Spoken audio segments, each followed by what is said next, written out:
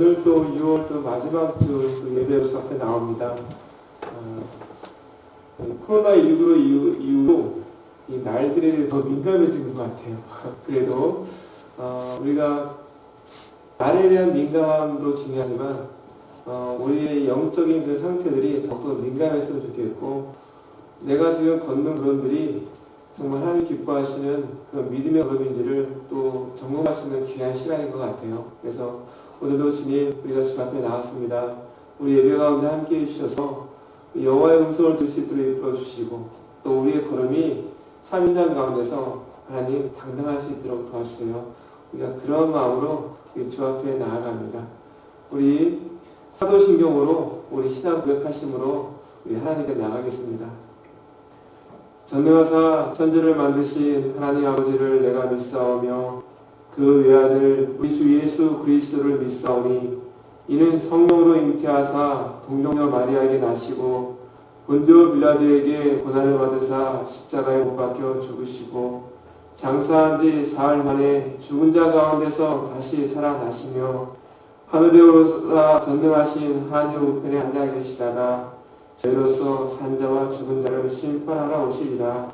성령을 믿사오며 거룩한 공예와 성도와 서로 교통하는 것과 죄를 사하여 주시는 것과 몸이 다해 사는 것과 영원히 사는 것을 믿사옵나이다. 아멘. 우리 찬송가 15장입니다. 찬송가 15장입니다. 하나님의 크신 사랑.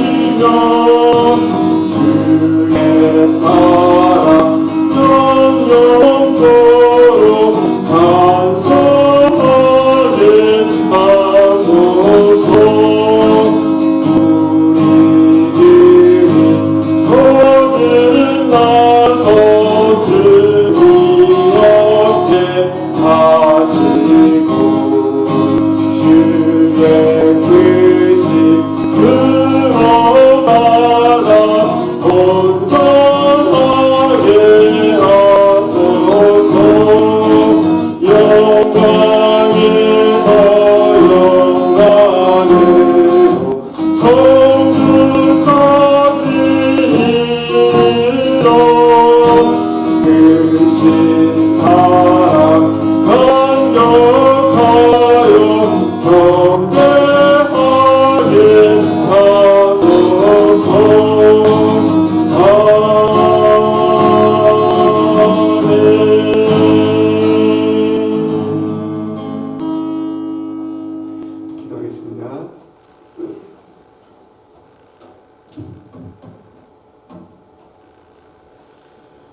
참 좋으신 하나님 아버지 감사합니다. 저희들께 사랑해 주셔서 아버지 예배하시는 귀한 마음도 허락하여 주시고 또 함께 하시는 또 귀한 또 믿음의 성도들 허락하여 주시고 또 예배 처소로 이렇게 귀하게 허락하신 하나님 참 감사합니다. 하나님 주님께서는 저희들을 향하여서 항상 모든 것들을 준비하고 계시고 항상 저희와 함께 하심을 감사드립니다. 순간순간 우리의 못남들이 하나님과 떨어져 있고 순간순간 우리의 어리석음이 하나님과 상관이 없는 걸음을 뗄 때가 있었음을 고백하오니 아버지 어리석은 우리의 삶들과 것들을 용서해 주시고 다시 한번 우리의 삶들이 아버지 회복되어지고 하나님이 기뻐하시는 그 걸음을 뗄 수 있도록 이끌어주시고 어느 사이에 있든 어떤 모습으로 있든 우리가 하나님의 사람으로 부족함이 없도록 주여 인도해 주시고 내가 그리스도인으로 당당하고 그리스도인으로 나를 소개함에 결코 연약해지지 않도록 우리 성도를 지켜주시옵소서. 아버지 오늘도 예배로 주 앞에 나왔습니다. 우리 예배 가운데 주님 함께 해주시고 아버지 지금 코로나19로 인하여 아버지 예배의 처소가 닫혀있고 많은 사람들이 함께 모이지 못하는 이런 안타까운 현실 가운데 있사오니 주여 예배 곳곳마다 주님 함께 해주시고 세계 구석구석마다 함께 해주셔서 여호와께서 만지시고 만져주셔서 치유하여 주시고 회복시켜 주시고 아버지 예배의 처소들이 회복되어지고 믿음이 회복되어지고 예배가 회복되어지는 놀라운 역사들이 일어날 수 있도록 하나님 함께하여 주옵소서. 오늘도 주님 저들이 한 마음으로 한 자리에 모였습니다. 예배에 주의 음성을 듣고자 오라오니 함께 해주시고 또한 우리가 온전한 마음으로 주 앞에 영광과 돌리는 귀한 시간 될 수 있도록 주여 함께하여 주옵소서. 주님 감사합니다. 이 모든 말씀 예수님 이름으로 기도드리옵나이다. 아멘.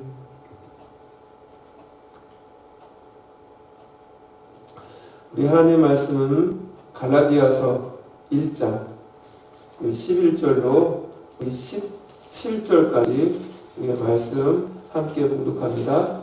갈라디아서 1장 11절로 17절 말씀입니다.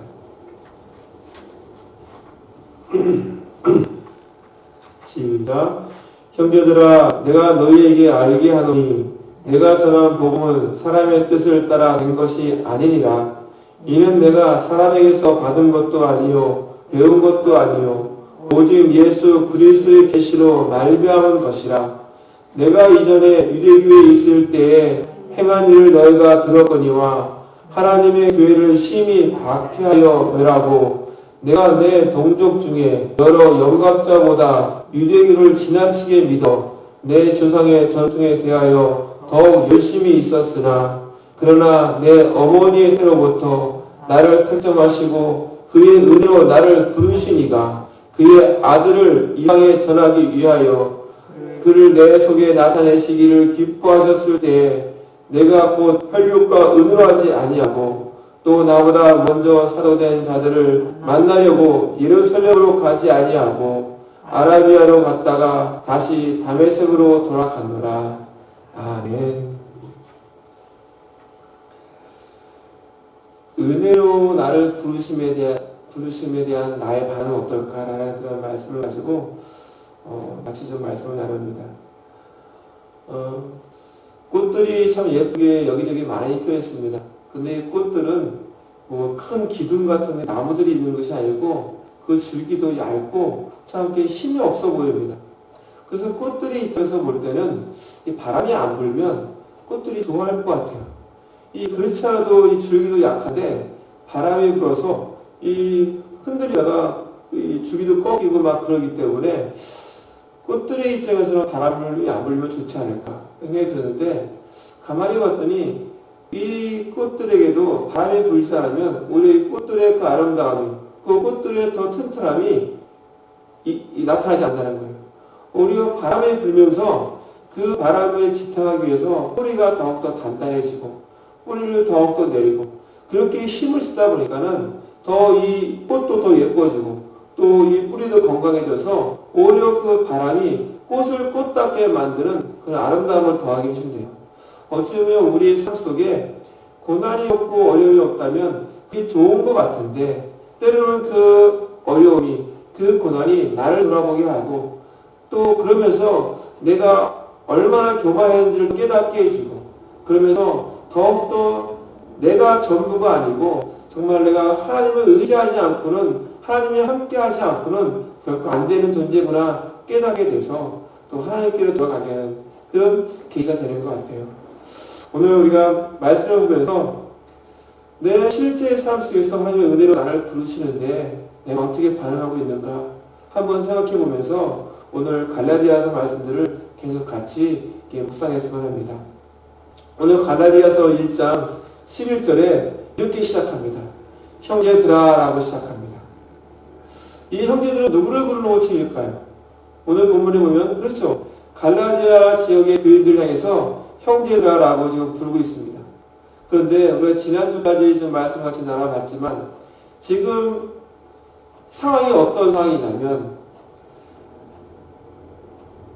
바울이 복음을 전해서 1차 전도 여행 때 갈라디아 지역을 다 다니면서 어렵게 정말 많은 힘든 가운데 복음을 전해서 다른 복음에서 바른 복음으로 이렇게 전해놓고 그리고 안디옥에 와서 1년, 2년 쉬고 들어오는데 그 사이에 거짓 교사들이 예루살렘부터 올라와서 다른 복음을 전하면서 그 다른 복음을 듣는 이 갈라디아 교인들이 오히려 바른 복음에서 다른 복음으로 혼동되어서 몹시 흔들리고 있는 그 상태에 있는 사람들이에요.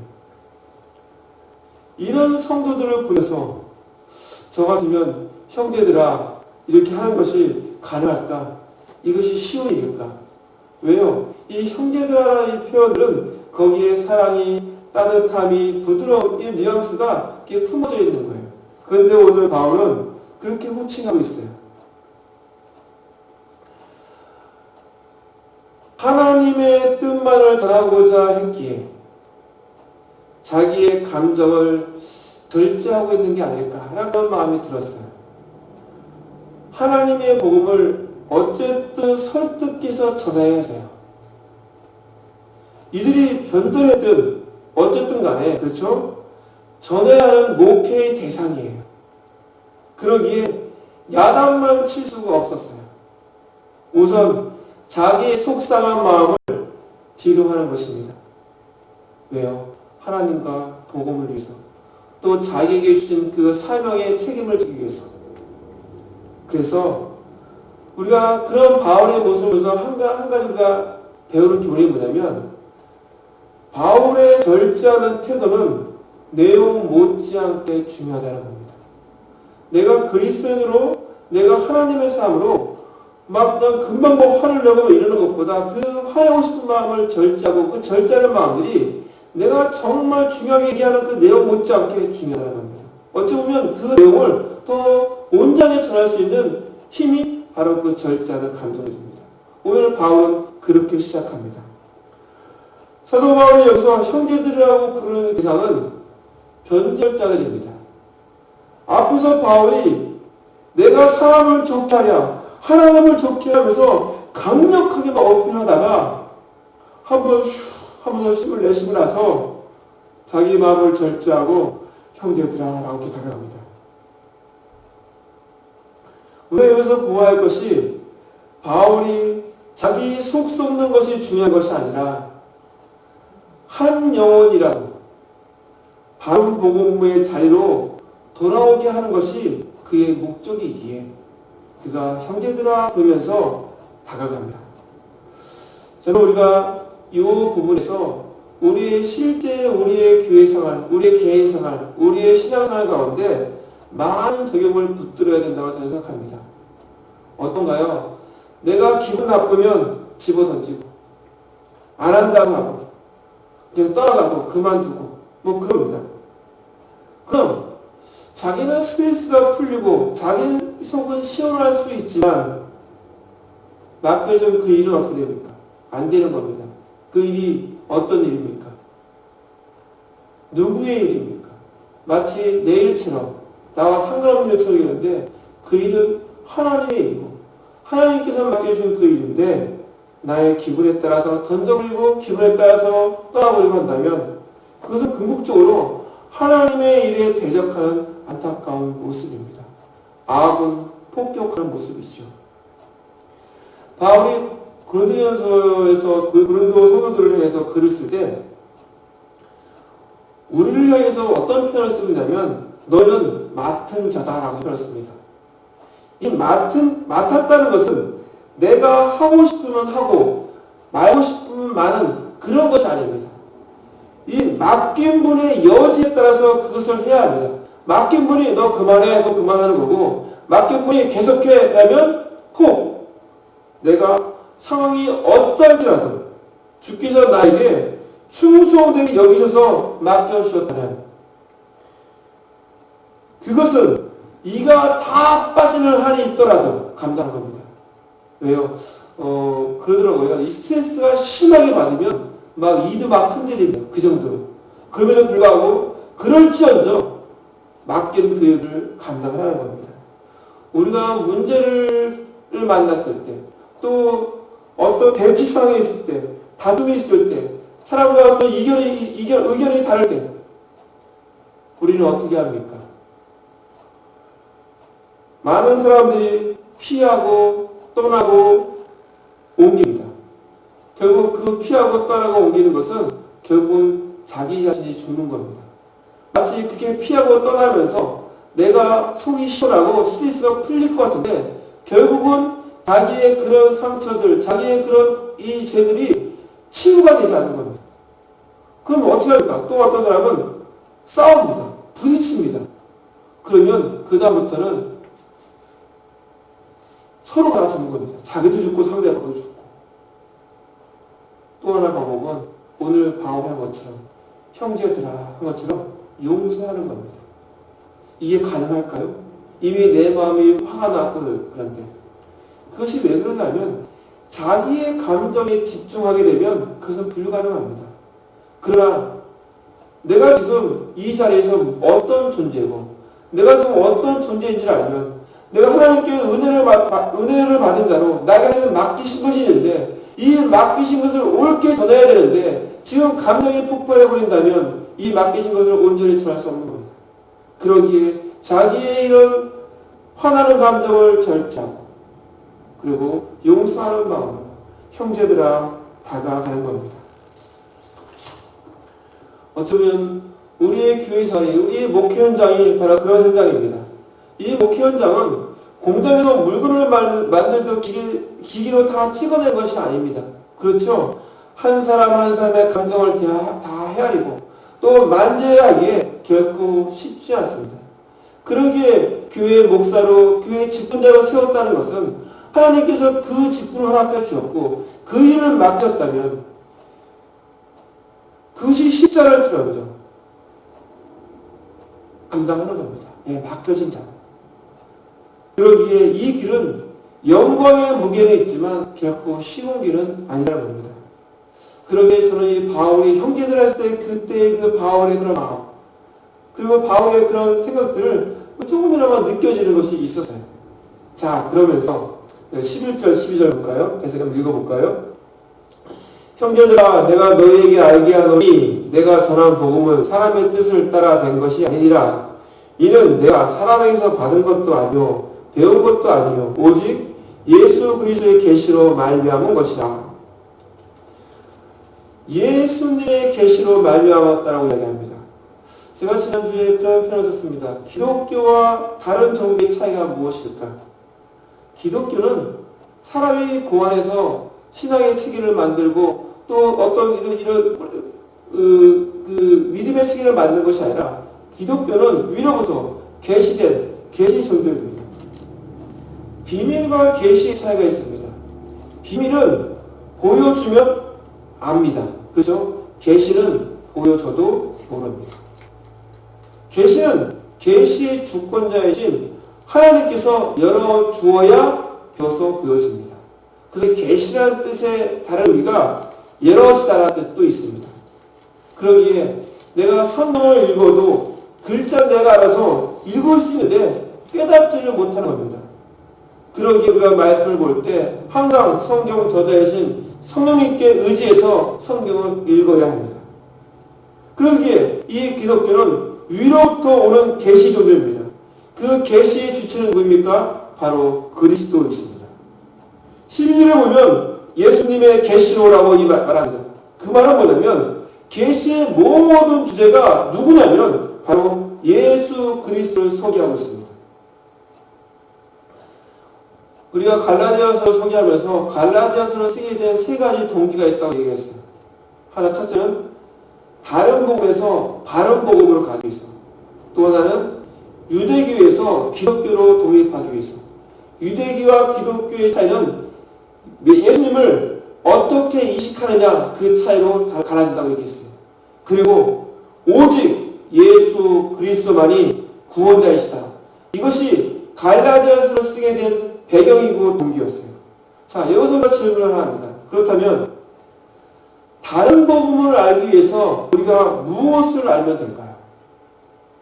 다른 복음의 그 틀린 점, 다른 복음의 그 모난 점, 이걸 찾아내는 것이 아니라 바른 복음을 알면 됩니다. 바른 복음을 제대로 알면 다른 복음은 저절로 분별이 됩니다. 가짜가 아무리 판을 쳐도 두렵거나 무서워할 이유가 없습니다.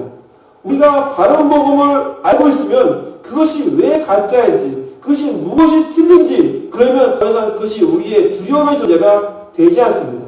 그러기에 어쩌면 이 마지막 시대는 진리 전쟁입니다. 자, 그러면 한 가지 질문을 더 하죠. 그러면 바른 복음이 무엇인가요? 그럼 바른 복음을 알아야 되죠. 그 바른 복음의 처음 시작이 창세기 3장 15절 말씀입니다. 창세기 3장 15절 한번 찾아보시죠. 창세기 3장 15절이요. 같이 한번 읽겠습니다. 내가 너로 여자와 원수가 되게 하고 내 후손으로 여자의 후손과 원수가 되게 하리니 여자의 후손은 내 머리를 상하게 할 것이요 너는 그의 발꿈치를 상하게 할 것이니라 하시고. 이 창세기 3장 15절 말씀은 원시복음입니다.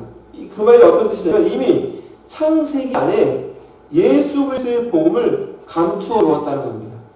여기서 이렇게 시작합니다. 내가라고 시작하면 내가는 누굽니까? 하나님이죠. 너는 누굽니까? 너는 뱀. 그러면 사탄의 세력이죠. 그러면서 여자 원수가 되고 여자의 후손과, 그럼 여기서 말하는 여자의 후손은 누구를 얘기할까요? 바로 예수 그리스도입니다. 그럼 왜 예수님을 남자의 후손이라고 하지 않고 여자의 후손이라고 했을까요? 이 말은 남녀가 결합해서 나온 결과물이 예수님이 아니기 때문입니다. 만약에 요셉과 마리아가 결합해서 예수가 태어나다면 예수님은 어떻게 소개가 되냐면 남자의 후손, 아담의 후손자 이렇게 표현할 겁니다. 그러나 아담의 후손은 어떻습니까? 이미 아담 안에서 범죄한 존재들입니다. 이 땅의 속죄물이 되기 위해서는 죄가 없어야 합니다.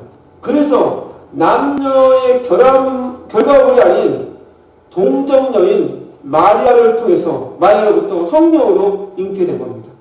여기서 남자의 피가 섞이지 않습니다.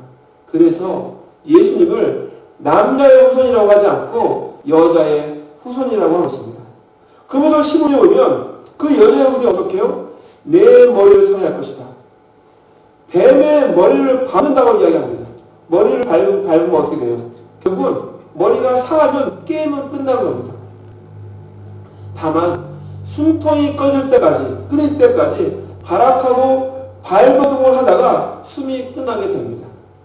그런데 우리는 그 원수 세력의 이런 발버둥에 지레짐작 놀라고 겁을 먹는다는 겁니다. 이미 그 머리는 상한 존재이에요.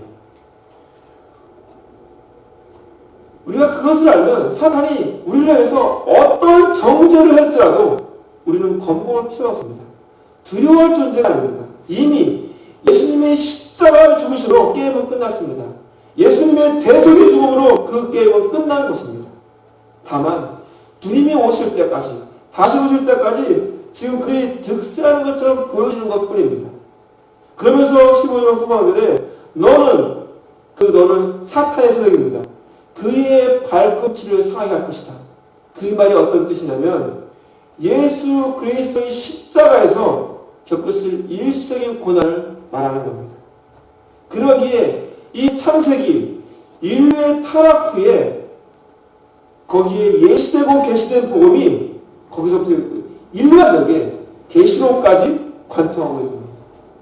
그래서 성경의 이야기는 그리스도로 구속을 이루어가는 하나님의 열심을 말하는 책이 바로 성경입니다.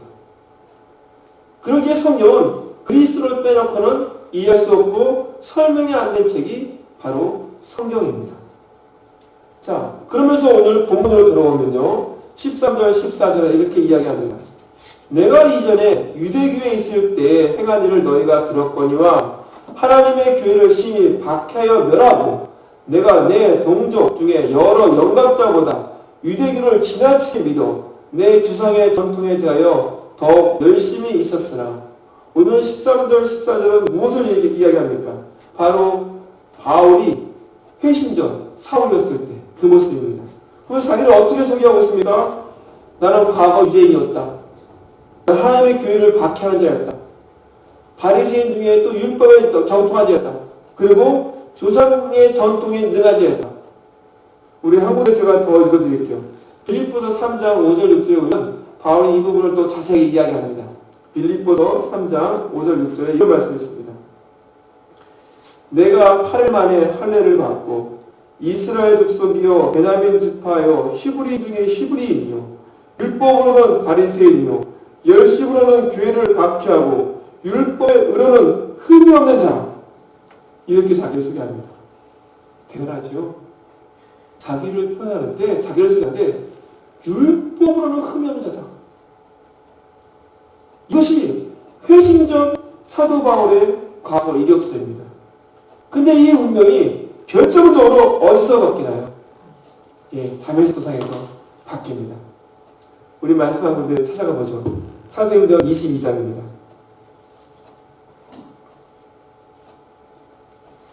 22장 5절 말씀 볼까요? 사도행전 22장 5절 우리 같이 한번 읽어보죠.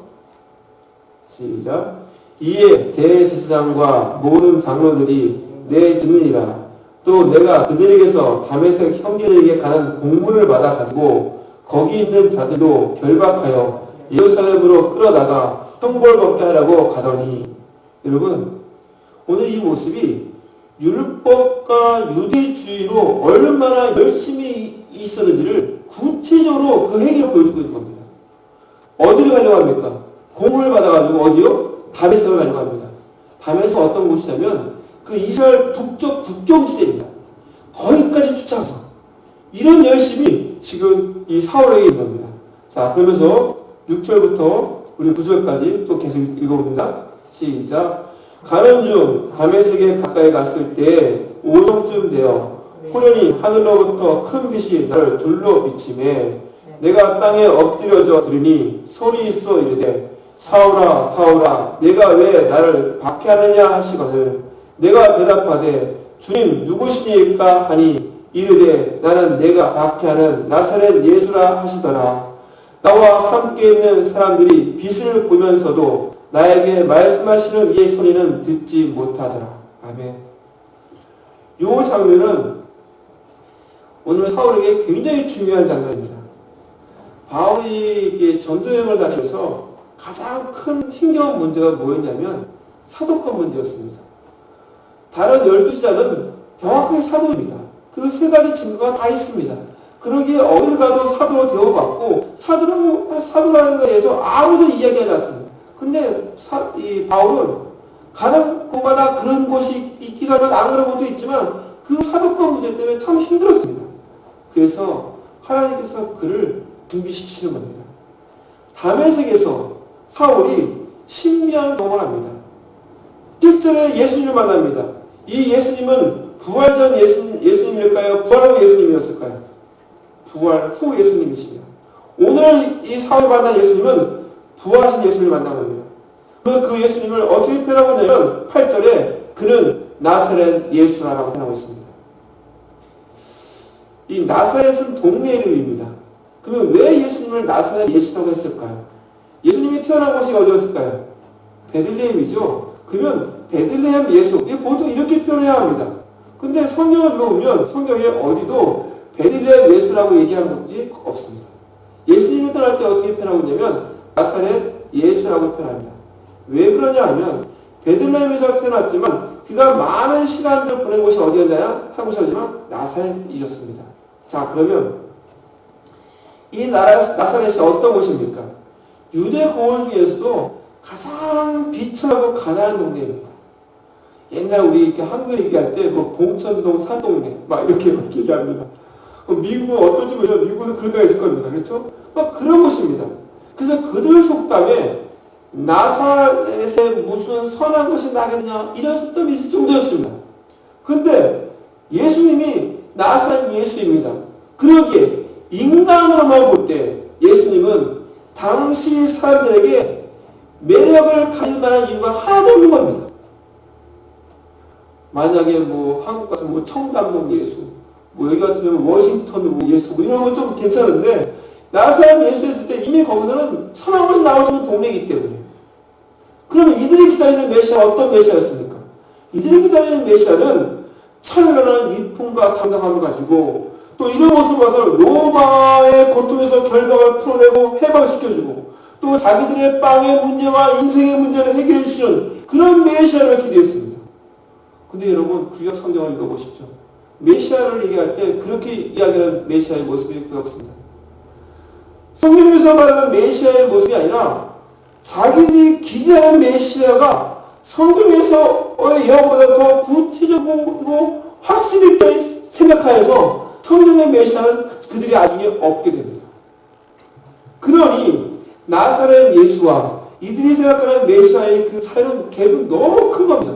그러기에 예수를 메시아로 본다는 것은 거의 불가능한 겁니다. 근데 누구도 오해했냐면 세례 요한도 오해했습니다. 예수님의 행적을 보니까 매일 여인들과 함께 밥 먹고 창기들 찾아다니고 하는 모습이 자기가 그렸던 메시아의 모습의 그 그림과는 좀 다른 거예요. 그래서 세례 요한이 감옥에 갔을 때 제자들에게 가서 한번 확인해보라고 얘기해요. 그 제자들이 다 가요. 그때 예수님이 그 제자들이 가서 자기가 묻는 것을 보고 어떤 의도로 묻는지를 당시 아셨어요. 그래서 그들에게 말씀하세요. 마태복음 11장 5절에 이렇게 말씀하세요. 맹인이 보며 못 걷는 사람이 걸으며 나병 환자가 깨끗함을 받으며 못 듣는 자가 들으며 죽은 자가 살아나며 가난한 자에게 복음이 전파된다 하라. 여러분 이 모습이 바로 구약에서 말하는 메시아의 모습이고 메시아가 왔을 때 회복의 상징의 모습이고 하나님의 나라가 보여졌을 때 그 상징의 모습이 이 모습이었어요. 그리고 너희가 보고 들은 것을 가서 말해라. 이렇게 이야기합니다. 아무도 나사렛의 예수의 모습으로 오시리라고는 생각 못했습니다. 그러기에 사울이 회방자요, 핍박자요, 포획자로 있을 때 오늘 우리나 이상하지 그 당시에 사람들은 그것이 마땅하고 당연한 행동으로 보는 거예요. 오히려 그 행동에 갈채와 박수와 응원을 하고 있는 거예요. 지금 사울의 모습은 그렇게 당당했어요. 왜요? 사울의 머릿속에 있는 메시아는 나사렛 예수. 그런 메시아가 아니기 때문에 그래요. 그런데 이 사울은 어떻게요? 메시아와 예수를 따로따로 생각하고 있어요. 그런데 어디서요? 다메섹 도상에서 하나님의 계시를 통해서 진리는요, 계시가 있어야 깨달아져요. 예수님을 보고도 메시아인 줄 모르는 사람들이 태반이에요. 왜 그럴까요? 이것은 비밀의 문제가 아니라 계시의 문제이기 때문에 그래요. 여기서 이 다메섹 도상에서 드디어 사울은 메시아와 예수의 만남이 이루어집니다. 이 메시아가 바로 예수님이었어요. 구약의 메시아와 신약의 예수님이 사울의 인식세계에서 만남이 이루어지는 놀라운 기적이 거기서 일어난 겁니다. 그리고 나서 사울이 질문합니다. 8절과 10절에 두 가지 질문합니다. 8절에 말합니다. 내가 대답하되 주님 누구시니까 하니 이르시되 나는 내가 박해하는 나사렛 예수라 하시더라. 10절에 보면 내가 이르되 주님 무엇을 하리까? 주께서 이르시되 일어나 다메섹으로 들어가라. 내가 해야 할 모든 것을 거기서 누가 이르리라 하시거든. 두 가지 질문합니다. 첫째 질문이 무엇이죠? 주님 누구이십니까? 두 번째 질문은 주님 무엇을 하리까? 이 질문의 순서는 어마어마하게 중요합니다. 사울은 지금까지 저 질문을 뒤집어서 살았어요. 뭘 먼저 하면 돌아다녔어요. 누구를 몰랐죠? 바로 이 주님을 몰랐어요. 믿음의 선배들이 오늘날의 교회를, 특히 미국 교회, 한국 교회, 막 이 교회가 성장하고 막 성공한 교회를 보면서 이런 이야기를 합니다. 지금 교회는 재정도 있고 교인도 있다. 그런데 정작 복음이 없다라고 말씀합니다.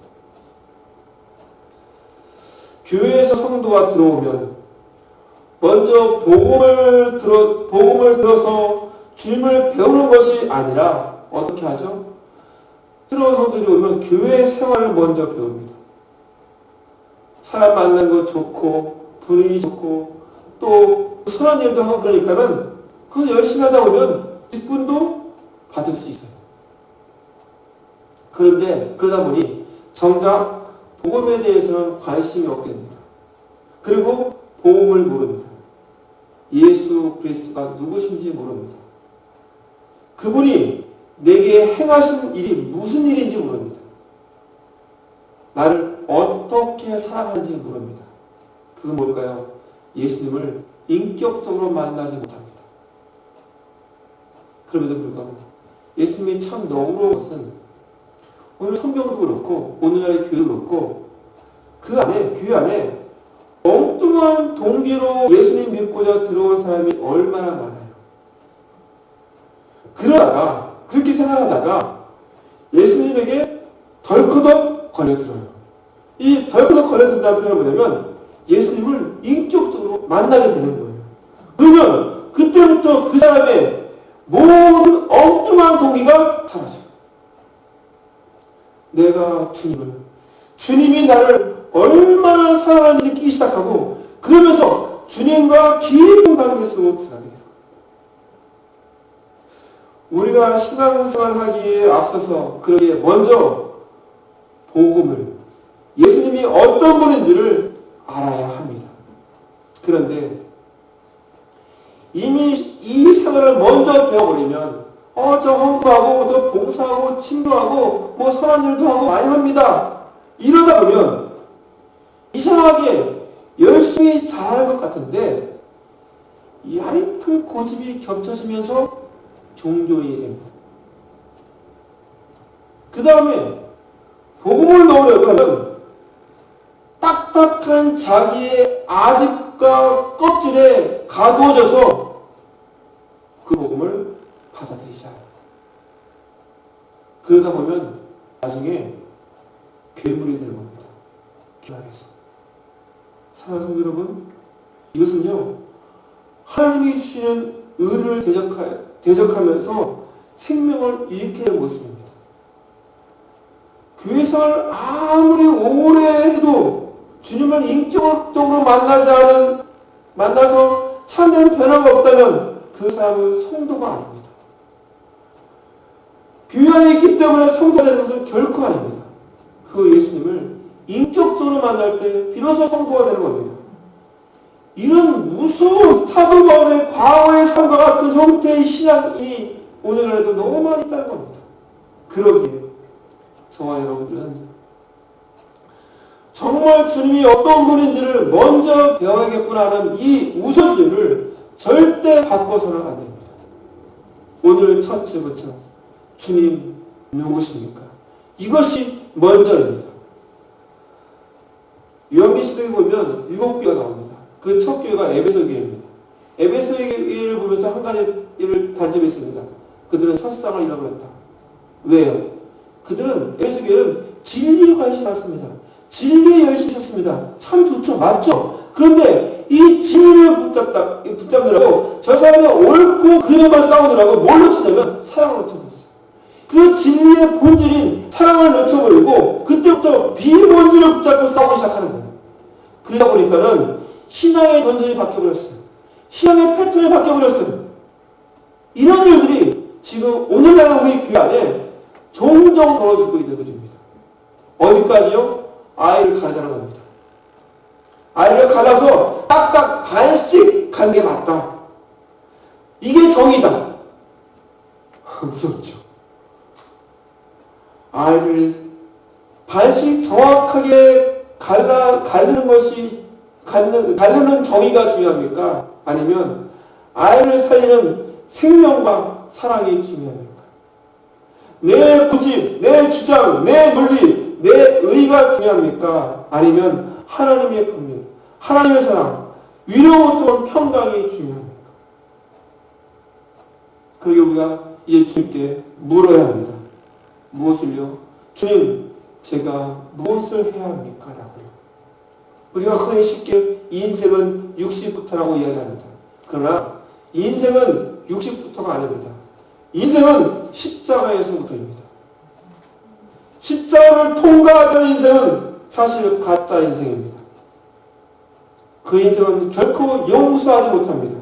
문제가 있을 때, 다툼이 있을 때 피하거나 싸우는 인생이 되는 겁니다. 자기가 죽거나 같이 죽거나 이런 인생이 되는 겁니다. 그러나 주님께 물었을 때 내가 십자가를 경험한 걸 통과한 인생은 그때부터 용서가 뭔지 알고 용서할 수 있는 그 힘이 위로부터 주어집니다. 사랑하는 성도 여러분, 오늘 이 두 가지 질문 앞에 정직히 통과할 수 있는 저와 우리 성도들이 되길 주님의 이름으로 축원합니다. 주님, 누구십니까? 주님, 제가 무엇을 할까요? 은혜로 나를 부르심에 대한 반응은 다시 복음으로입니다. 기도하겠습니다. 사랑하는 하나님 아버지, 참 감사합니다. 오늘 저희들에게 말씀을 주셔서 은혜로 부름받는데 우리가 어떻게 반응하고 있습니까? 아버지, 엉뚱한 길을 놓게 해주시고 저들이 다시 복음 앞으로 나오며 그런 반응을 할 수 있는 저들 될 수 있도록 이끌어주시고, 주님 누구십니까? 그리고 주님, 내가 무엇을 할까요?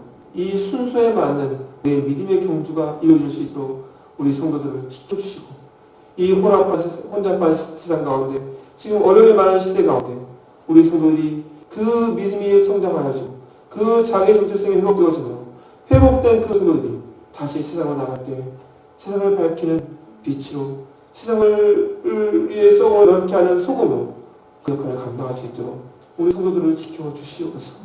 주님 감사합니다. 이 모든 말씀 예수님 이름으로 기도드려옵나이다. 아멘. 제가 축도하겠습니다. 이제는 우리 주 예수 그리스도의 은혜와 하나님 아버지의 그 크신 사랑과 성령님의 보호하시고 인도하시고 교통하심의 은혜가 은혜로 부름받은 우리 모든 성도들이 믿음으로 반응하는 그 걸음걸음 위에, 그 삶 위에, 그 중심 위에 이제로부터 영원토록 함께 있을지어다. 아멘.